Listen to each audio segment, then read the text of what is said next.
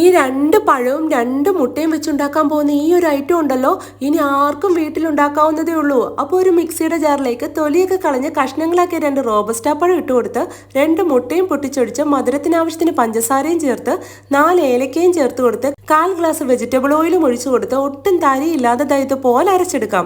ഇനി ഇതൊരു ബൗളിലേക്ക് ഒഴിച്ചു കൊടുത്ത് ഒരു അരിപ്പ വെച്ച് അതിലേക്ക് 1 കപ്പ് മൈദ, 1/2 table spoon baking powder, 1/4 teaspoon baking soda. ഇനി ഇതെല്ലാം ഇതുപോലെ ഒരു സ്പൂൺ വെച്ച് ഇളക്കി അരിച്ചിട്ട് കൊടുക്കുന്നുണ്ട്. ഇനി ഒരു സ്പൂണോ അതല്ലെങ്കിൽ തവിയോ ഒക്കെ വെച്ച് ഈ പൊടികളെല്ലാം ഒരേ ഡയറക്ഷനിൽ നമ്മുടെ ലിക്വിഡ് മിക്സിലേക്ക് ഇളക്കി യോജിപ്പിച്ചെടുക്കാം. ഇനി ബേക്ക് ചെയ്യേണ്ട പാത്രത്തിലേക്ക് ഇതുപോലെ ബട്ടറോ നെയ്യോ ഒക്കെ പുരട്ടി മിക്സ് ചെയ്ത് വെച്ചിരിക്കുന്ന ബാറ്ററും ഒഴിച്ചു കൊടുത്ത് ഇതുപോലെ ഒന്ന് ടാപ്പ് ചെയ്ത് കൊടുത്ത് ബാറ്റർ എല്ലാ ഭാഗത്തേക്കും ഒന്ന് ഫില്ല് ചെയ്തെടുക്കാം. ഇനി ഇതിന് മുകളിലായി കുറച്ച് ക്രഷ് ചെയ്ത് വെച്ച നട്ട്സും കൂടി ഇട്ട് കൊടുക്കുന്നുണ്ട്. അത് പിന്നെ നട്ട്സ് വേണമെന്നൊന്നുമില്ല, നിങ്ങളുടെ കയ്യിലുള്ള നട്ട്സ് ഏതൊക്കെയാണെന്ന് വെച്ചാൽ അതൊക്കെ അങ്ങ് ഇട്ട് കൊടുത്താൽ മതി.